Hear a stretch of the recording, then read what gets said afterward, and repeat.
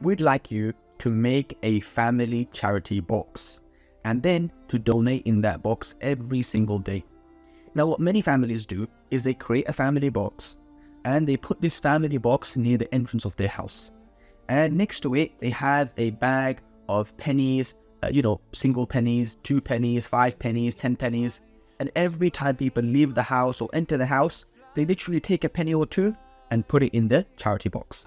And you can even design the box, write the Khan's family box, the Chowdhury's family box, the Patel's family box, right? And everybody knows that is the charity box. And every day in Ramadan, you are putting some charity in there, and the reward of that charity is being multiplied. And also, this habit is something you can maintain even outside of Ramadan. It's something you can continue to do, because we know that charity averts calamities. So every time you leave the house or enter the house, by giving a small amount of charity, you are averting even the greatest of calamities. So this is a great practice to start in Ramadan.